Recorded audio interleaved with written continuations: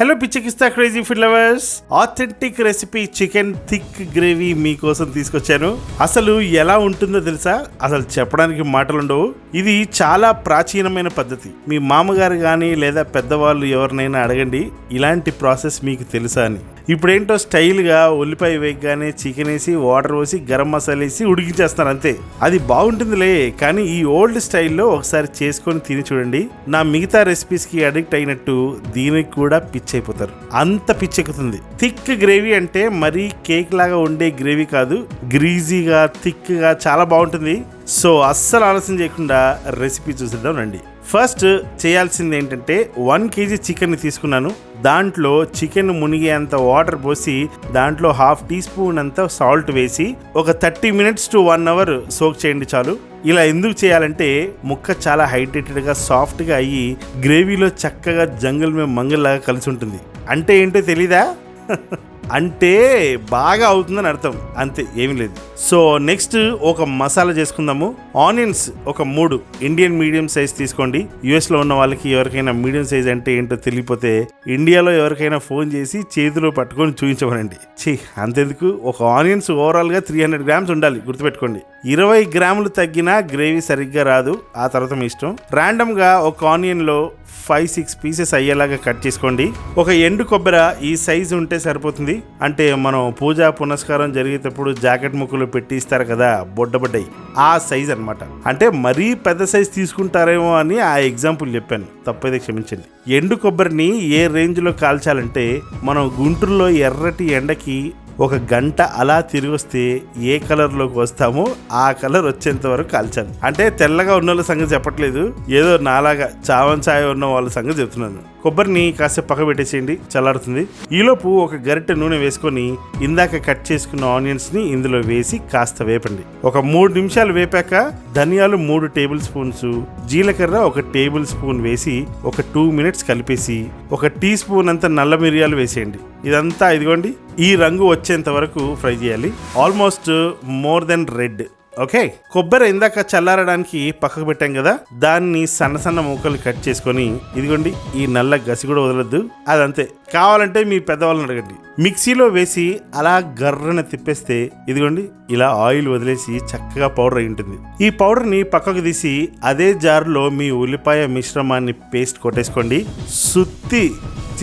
సుది మెత్తగా అవ్వాల్సిన అవసరం లేదు, లైట్ గరుగ్గా ఉన్నా పర్వాలేదు. ఎందుకంటే అప్పట్లో మిక్సీలు కాకుండా రోట్లో వేసి నూరేవాళ్ళు కాబట్టి ఇలా గరుగ్గానే నూరేవారు. సేమ్ టెక్స్చర్ కోసం చెప్తున్నాను. సో పేస్ట్ రెడీ అయిపోయింది. ఇప్పుడు ఏదైనా పాత్ర అంటే గిన్నె, నాలాంటిది కాదు, మీకు ఏది అవైలబుల్గా ఉంటే అది పెట్టేసుకొని 100 ml అంటే 100 ml అంతా ఆయిల్ పోసేయండి. ఇది ఫ్రైడ్ ఆనియన్ చేసిన ఆయిల్ అనమాట, కంగారు పడకండి, అందులో ఏంటంటే ఉన్నాయని. ఆయిల్ కాస్త హీట్ అయ్యాక మనం సోక్ చేసి పెట్టుకున్న చికెన్ని వాటర్ లేకుండా ఈ ఆయిల్లో వేసేయండి. మ్యారినేషన్ ఏం అవసరం లేదా బాబు అని మీకు అడగాలని ఉంది కదా. ఇందాక చూసారు కదండి బిగినింగ్ లో చికెన్ కర్రీ ఎలా కనిపించింది, మరి అదే మనం యాక్చువల్లీ మ్యారినేట్ చేసాం తెలుసా మీకు. సాల్ట్ వాటర్లో సోక్ చేసాం కదండి, మరి అదే మ్యారినేషన్ అంటే. అంటే ఇప్పుడు మ్యారినేషన్ అంటే ఉప్పు, కారం, పసుపు, అల్లం వెల్లిపాయ పేస్ట్ ఇవన్నీ వేస్తేనే మ్యారినేట్ చేసినట్ట. ఒక చిన్న లాజిక్ చెప్తాను, గుర్తుపెట్టుకోండి. అసలు ఈ మ్యారినేషన్లు ఎందుకు చేస్తారో తెలుసా? ఉప్పు కారాలు వేస్తే ముక్కలు ఏదో టేస్టీగా అవుతాయని అనుకుంటారు, అవుతాయి. కాకపోతే అన్నీ వేస్తే కాదు, జస్ట్ ఉప్పు ఒకటి వేసి మ్యారినేట్ చేస్తే చాలు, మీకు ముక్క టేస్టీగా అవుతుంది. ఇప్పుడు మనం చేసింది అదే. అది ఎందుకు అలాగా అనేది డీటెయిల్గా నేను మీకు చెప్తాను. ఫస్ట్ ఈ కర్రీ ఫినిష్ చేసేద్దాం. సో పసుపు, కారం ఎంత వేయాలో చూసారు కదా. అల్లం వెల్లుల్లి పేస్ట్ 2 టేబుల్ స్పూన్స్ వేసేయండి. దాంతో పాటు పచ్చిమిరపకాయల పేస్ట్ 1 టేబుల్ స్పూన్ అంత వేసేయండి. అంటే 4 గ్రీన్ చిల్లీస్ అనమాట. ఓకే, కాస్త కలిపేసి మూత పెట్టేయండి ఒక 3 నిమిషాలు. బాగా నీళ్లు ఉరింటాయి, అప్పుడు సాల్ట్ వేయండి. కేజీ చికెన్ కి ఎంత పడుతుందో చూసుకొని వేసుకోండి. ఒక 3 టొమాటోస్ స్మాల్ పీసెస్ గా కట్ చేసుకొని వేసేయండి. వేసాక టొమాటోస్ ని ముక్కల కింద, చికెన్ ముక్కల కింద బర్రీ చేసి మూత పెట్టి ఒక 3 నిమిషాలు పెట్టండి మీడియం ఫ్లేమ్ లో. టొమాటోస్ సూపర్ సాఫ్ట్ గా రెడీ అయిపోతాయి, అలాగే గ్రేవీ కూడా ఊరుతుంది బాగా. ఇప్పుడు దీంట్లో మనం నూరు పెట్టుకున్న ఉల్లిపాయ మసాలా ముద్దని ఇందులో వేసేద్దాం. మీకు మెయిన్ గ్రేవీ దీని నుంచే వస్తుంది. ఫిష్ పులుసు కూడా సిమిలర్ గా ఉంటుంది, బట్ మేకింగ్ డిఫరెంట్. ఇప్పుడు ఒక 500 ml అంతా వాటర్ పోసేయండి, హాట్ వాటర్, గుర్తుపెట్టుకోండి. చల్ల వాటర్ వేస్తే ముక్కలు గట్టిగా అయిపోతాయి. ఒకసారి కలిపేసి నూరి పెట్టుకున్న కొబ్బరి పొడిని ఇందులో వేసేయండి. ఇక ఈ గ్రేవీతో ఉన్న చికెన్ ని 15 minutes ఉడకనివ్వండి. చాలు. అలా ఉడుకుతుంటే స్మెల్ ఎలా వస్తుందో తెలుసా? ఆల్మోస్ట్ 90% ఉడికిన తర్వాత ఒక గరం మసాలా వేయాలి. అదే స్పెషల్ చికెన్ గరం మసాలా. ఇది నేను ఆర్గానిక్ హోల్ స్పైసెస్ తో చేస్తాను. మీకు కావాలంటే కొనుక్కోవచ్చు. వరల్డ్ వైడ్ డెలివరీ ఇస్తాను. దీంతో పాటు నా దగ్గర కొన్ని సెలెక్టెడ్ వెరైటీస్ మసాలాస్ దొరుకుతాయి. ఒకసారి వాడి చూడండి, మీకే అర్థమవుతుంది. So masala is everything. దీన్ని మీరు కూడా చేసుకోవచ్చు. కాకపోతే మంచి హోల్ స్పైసెస్ ని వాడితే మీకు కూర కమ్మగా ఉంటుంది. హోల్ స్పైసెస్ కూడా దొరుకుతాయి మన దగ్గర. ఒరిజినల్ హోల్ స్పైసెస్ మన pichakisthabobby.com లో చికెన్, మటన్, దమ్ బిర్యానీ మసాలాస్ చేస్తాను. అన్ని ఫ్రెష్ గా చేస్తాను. మీరు ఎప్పుడైనా ట్రై చేయొచ్చు. సో ఈ మసాలా వేసేసుకోండి. 1 kg చికెన్ కి 1 టేబుల్ స్పూన్ వేస్తే చాలు. ఇక కర్రీ అరోమాని మీరు స్మెల్ చేసే నిర్ణయించాలి. మసాలా వేసాక 5 minutes అంతే.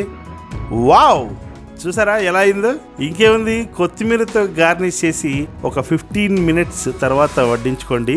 సూపర్ గా ఎంజాయ్ చేస్తారు. Trust me. చపాతీల్లోకి, రైస్ లోకి అస్సలు మామూలుగా ఉండదు చికెన్ గ్రేవీ. యమ్మిక మమ్మీ.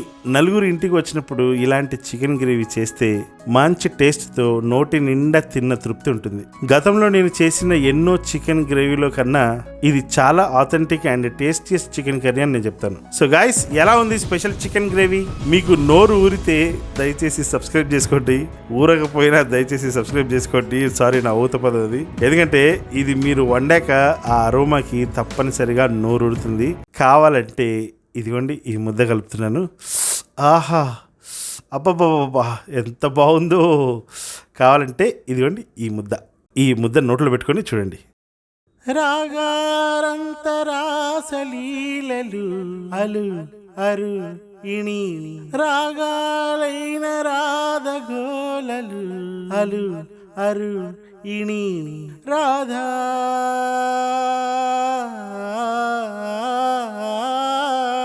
రాధా బాధితున్నిలే ప్రేమ రాధకున్నిలే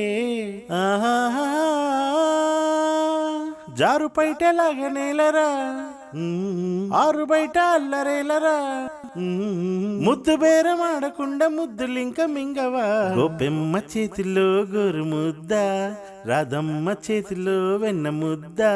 ముద్దు కావాలా ఆ విందా ఈ విందా నా ముద్దు గోవిందా. గోపెమ్మ చేతిలో గోరు ముద్ద, రాధమ్మ చేతిలో వెన్న ముద్ద. నా ముద్ద కాకపోయినా మీ అమ్మతో వండించుకొని కమ్మటి అమ్మ ముద్దనైనా తినండి హాయిగా. Love you all. ఉంటానండి. ప్లీజ్ సబ్స్క్రైబ్ చేసుకోండి.